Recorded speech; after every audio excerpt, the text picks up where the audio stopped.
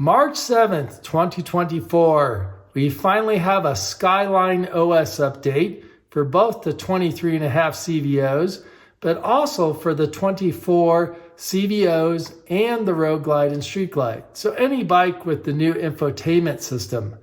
This will bring both years to the same version of both the SkyLine OS and the amplifier update. So from Harley Davidson main webpage, you go all the way to the bottom and you will find a small entry for software updates. Click on that and it will take you to this page.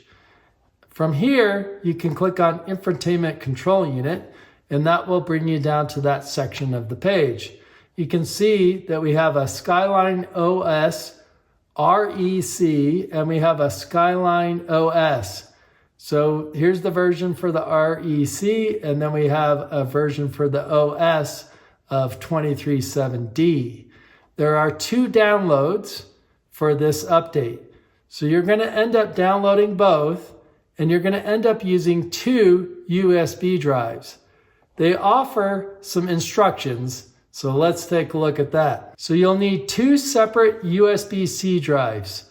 There will be referenced as USB 1 and USB 2. So Harley has gotten specific that they really recommend a thumb drive that has a USB-C connector on it. They are not advising that you use a USB-C to USB adapter. I think there's some concerns of performance of transfer rate and the updates failing. So in this case, I went out and bought 2 USB-C thumb drives that we'll be using. Now, using a USB-A to USB-C adapter and a USB-A thumb drive, I highly suspect would work. But clearly, Harley-Davidson has run into issues and they're recommending you don't use these adapters for this update. I will leave that up to you. I think worst case scenario, the update would fail, but you could be left in some sort of partially updated state, which would not be good. So you'll end up downloading both files and then extracting both of them. And then you'll unzip them to your thumb drive. So what they're looking for is you to extract the zip file and just have the folders installed on your thumb drive. You definitely don't want any other updates present on your thumb drive. So this is what USB A1 would look like. And then your USB A2 will have several folders on it. So you can see there'll be a couple folders and then this SREC file. I want to call out that this is the AMP update. And notice that the version is 1.3.8, which was deployed with the 2024 models during the PDI inspection.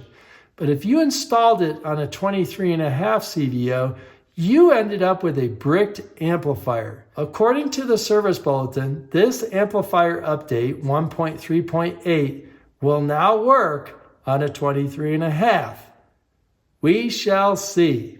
It also states that depending on what version your bike currently has, the second thumb drive may not apply any updates at all, or a few, or all of them. It really depends what version your bike is at currently. So they state you'll start in accessory mode and you'll insert the USB 1 drive and it will go through that update. And then at some point you'll be prompted for USB 2 and it'll then install some of those updates or all of them, depending what version you're at. And then when it's done, it'll say updates completed. Software is equal to or newer than the USB, and then you'll know you're done. Further down in the article, they point out some troubleshooting steps. I think they're anticipating you may run into a few issues. Mainly, it has to do with when you insert the USB drive, so maybe you didn't wait for the infotainment system to boot all the way before you started. They also talk about having the files not in the correct format, so you need to unzip them to your USB drive. They can't be copied over as a zip condition, otherwise it won't find them. It also talks about your battery level. So if your battery level on your bike drops below the 12.4 volts, the update won't proceed. So this update takes quite some time to apply. So you need to have a fully charged battery before you start. They mentioned that you may put USB number 2 in first versus USB number 1 and receive this error. They mentioned that a couple of times. And then they talk about this one. You may have a corrupt file on your USB thumb drive and you'll get this error and you'll need to start over. So erase the thumb drive and then reset it up and go again. Then we have this one. The amplifier update failed. So you'll need to turn off the bike for 90 seconds and then try again. Lastly, they mentioned that the status bar has stopped moving. They want you to wait 30 minutes before you turn the bike off and start again. That is quite some time. I hope your battery is charged. Harley also offers a PDF download for instruction to this update. They show each screen that you're going to encounter, but take note of how long each sequence is going to take. So we have 3 to 5 minutes, 12 to 15 minutes, 1 to 2 minutes, 12 to 15 minutes, and then 3 to 5 minutes. If you're keeping track, that's a maximum of 42 minutes. You for sure are going to need a fully charged battery, and I'm not so sure the battery will make it.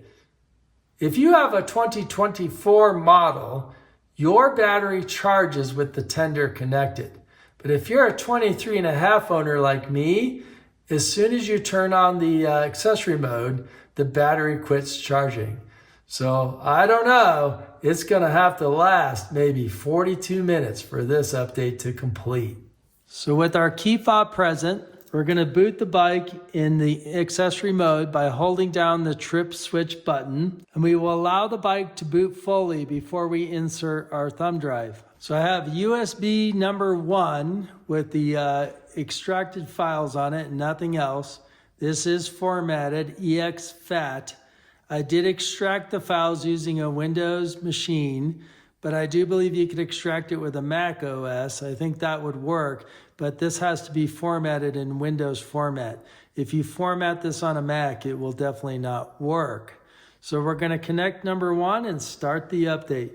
Other thing to note, the bike is fully charged, and since it's a 23.5, it's not charging now. With it booted in accessory mode, we are on battery only. Let's hope it makes it. Here we go. So we have a prompt that new software version is available. Would we like to update?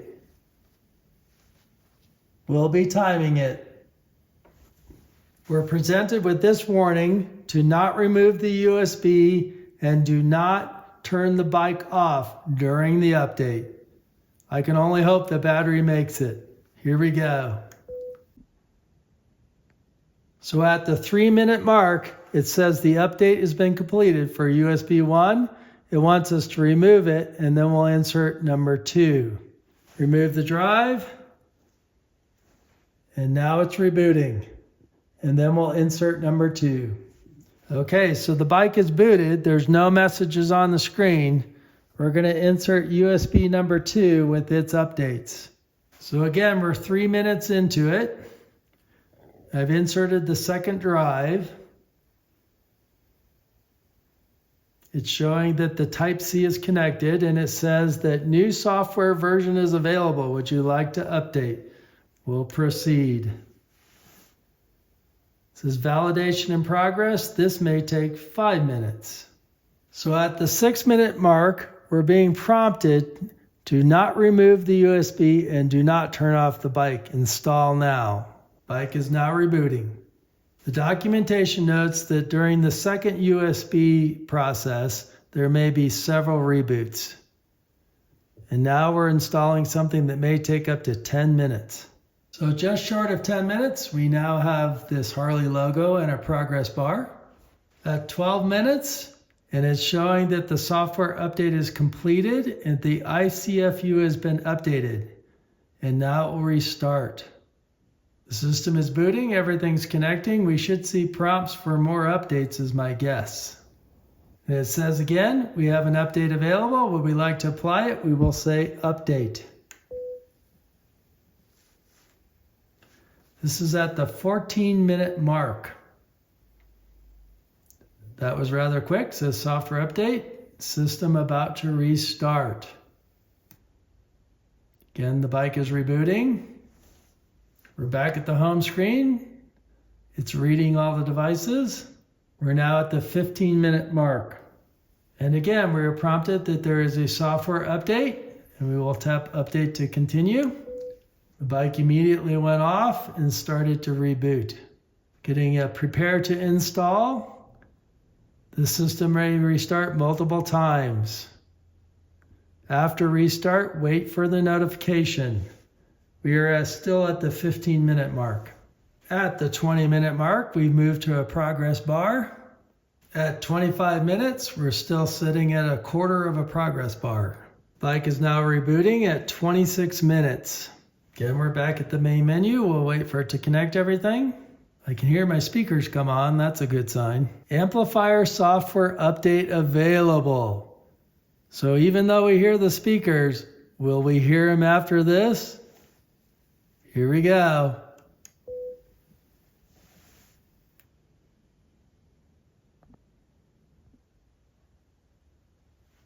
System's rebooting at the 31-minute mark.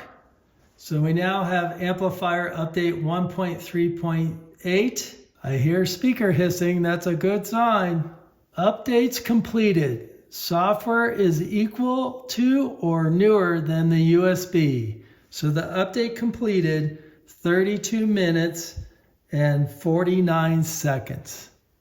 Plus the 3 minutes from USB 1, almost 36 minutes to complete this update. I am getting a ride mode warning. It's currently showing as sport mode selected. I normally have it in road mode, so let's pick road mode. And it will not let me pick that. So if I pick rain, that does not check either. Oh, there it goes. Now we have sport and rain checked at the same time. I assume we've got to start the bike. So rebooting the bike and turning the ignition on fixed the ride mode warning. I'm now back in road mode, which is what I had it on initially. CarPlay is working, and if you notice, it now fills the background in a little further. We saw this on the 24s, now we have it on the 23s. In navigation, I now have the forecast and the Wi-Fi shows connected. I wonder if that'll connect every time now. So the latest SkyLine OS update and the latest AMPO update for the 23.5s, but also the 24s. This update brings both year models to the same versions. The 1.3.8 amp update did not break my amplifier. I still have sound. CarPlay is working. Navigation is working okay, but a lot more testing to do. So I've just installed these updates and not done a lot of testing other than the basics. So I caution you, you may want to wait to install them. It took me 36 minutes to get through all the updates, so you definitely need a fully charged battery. If you're not confident in doing these on your own or you're a Mac user only, we really recommend that you go to your dealer and have them install the updates. So a message for Android Auto users. If you're using one of these AI boxes, I could not get them to connect immediately after applying these updates. After I powered the bike off, deleted my iPhone, I was able to get the Kameco to show up, but the CarLink was only showing up as a headset. And I'm fairly confident I just need to reset it before it'll work. But if you're a user of one of these AI boxes, give me a little time to test these out before you apply this update. So I sure hope you found this information useful. And if you did, you'll go share it with someone else. But until next time, in the Friction Zone.